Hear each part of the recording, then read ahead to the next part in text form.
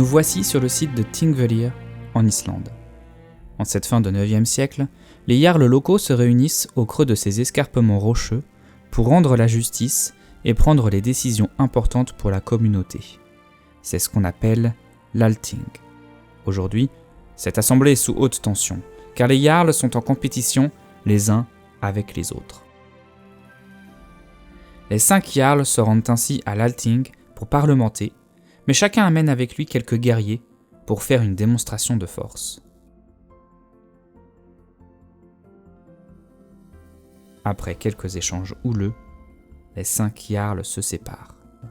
Le jarl Ulfjötl, jeune jarl arriviste et rusé, grimpe l'escalier taillé dans la roche pour rejoindre ses guerriers au plus vite.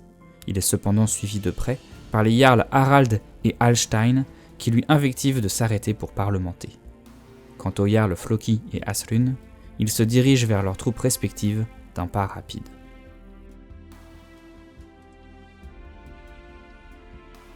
Les guerriers de Floki sont les premiers à faire mouvement et se dirigent vers leur chef qui semble les appeler au loin. Quant aux troupes du jarl Asrun, elles prennent position en hauteur, près d'une ferme. En haut de l'escalier de pierre, Hallstein et Harald tempèrent leurs ardeurs et deviennent d'un coup moins véhéments face au jarl Ulfjötl, dont les troupes commencent à grimper la colline juste derrière lui. Ne se sentant pas en confiance, il fausse compagnie à ses confrères pour rejoindre ses hommes.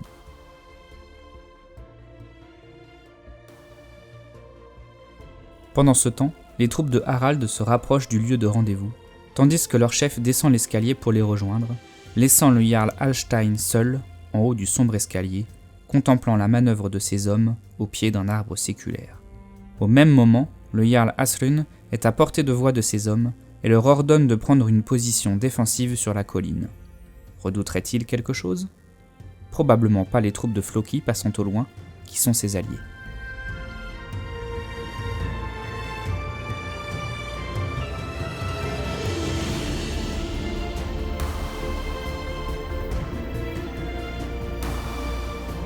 Au bas de l'escalier, le jarl Floki et le jarl Harald se rejoignent pour parlementer et peut-être conclure une alliance temporaire.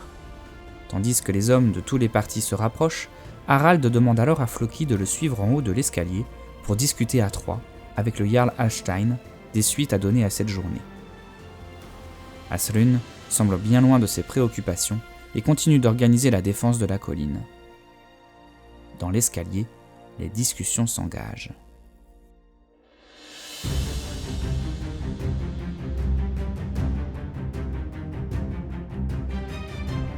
Les troupes de Hallstein se dirigent au sommet de l'escalier en empruntant la pente douce pour venir menacer la position du jarl Ulfjötl qui semble décidé à ne pas traîner dans les parages. Pourquoi tant de précipitation ? C'est sûrement parce que Bjorn, son frère détesté, a profité de la réunion des jarls pour lui tendre un piège. Et le voici qui débarque pour éliminer son frère et prendre sa place lors de l'Althing.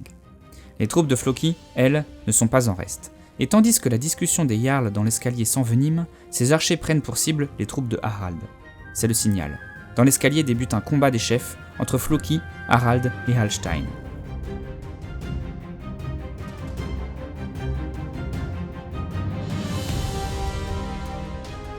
Floki appelle l'un de ses berserkers à la rescousse, qui se précipite sur Harald, l'écume aux lèvres. Dans le même temps, les forces de Harald se frayent un chemin vers leur chef, désormais en difficulté. D'autant plus que les guerriers de Floki n'ont pas l'intention de les laisser passer. La situation se resserre autour du point de rendez-vous de l'Althing. Seul le jarl Asrun reste prudent sur sa colline. Les archers du jarl Hallstein profitent de ces instants suspendus pour décocher des flèches et éliminer l'un des guerriers du jarl Ulfjötl, toujours pourchassé par son frère. Dans l'escalier, le combat fait rage et le jarl Harald est blessé par le berserker de Floki. C'est à ce moment que des espions à la solde de Harald se manifestent dans les rangs des guerriers du jarl Floki et y sèment le trouble.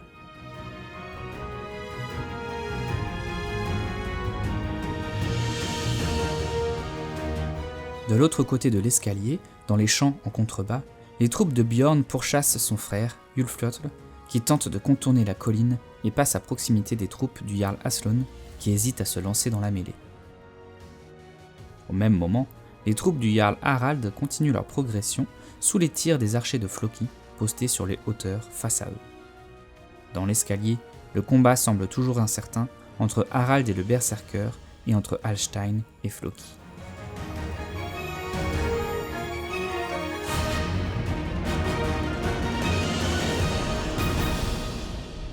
Tandis que Bjorn s'embourbe dans les champs, hurlant de rage, son frère Ulfjotl est désormais très proche des troupes d'Aslun et un certain flottement dans l'air laisse présager le pire. Dans l'escalier, c'est la mêlée générale. Les troupes de Floki sont arrivées pour soutenir le Berserker aux prises avec Harald, tandis que les troupes de Hallstein sont venues le soutenir dans son combat contre Floki. Ulfjotl, quant à lui, semble avoir négocié un passage auprès du Jarl Aslun qui le laisse libre de ses mouvements. Aslun, lui, commence à diriger ses troupes vers celles de Bjorn. Ulfjotl et Aslun auraient-ils trouvé un accord ? Les archers d'Hallstein se mettent en position au sommet de l'escalier, prêts à envoyer une salve de flèches dévastatrices sur les curieux qui s'approcheraient.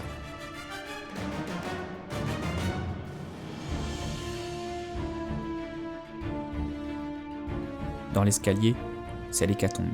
Le Jarl Harald a été anéanti par la folie du Berserker, non sans lui ôter la vie en retour. Les troupes de Bjorn s'approchent désormais de la colline et des archers d'Hallstein, dans les rangs desquels la confusion règne. En effet, un espion au solde d'Aslun s'est révélé parmi eux et décoche ses flèches sur ses anciens camarades sous le regard amusé d'Aslun lui-même. Le Jarl Ulfjotl, qui semble terrorisé à l'idée que son frère le rattrape, se retrouve sur le chemin menant à l'escalier de pierre. Son frère, Bjorn, est en rage de le voir ainsi s'échapper et lance ses troupes tout azimut en espérant le retrouver à un moment ou à un autre sur le champ de bataille. Pendant ce temps, les troupes de Floki hurlent de douleur en voyant tomber, en bas de l'escalier, le corps sans vie de leur chef.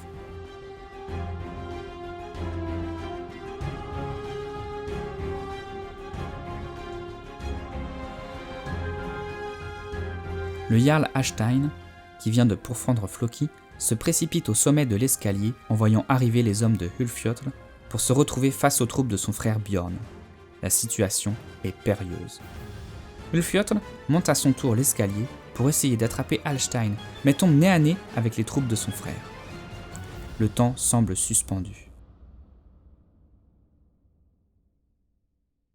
Ulfjotl, au sommet de l'escalier, bloque l'arrivée de ses propres troupes et se trouve à la merci des hommes de main de son frère Bjorn, qui tient enfin sa vengeance.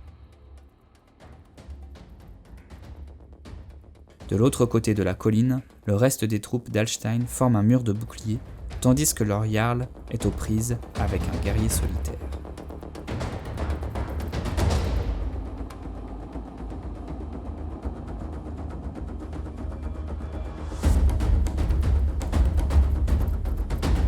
Aslun, après avoir laissé tout ce petit monde s'écharper, se lance enfin dans la bataille et bouscule le mur de boucliers fraîchement formé. Sur la colline, c'est le grand calme avant la tempête. Aslun, à la tête de ses troupes, traverse la petite plaine en hurlant sous les flèches qui tombent autour de lui.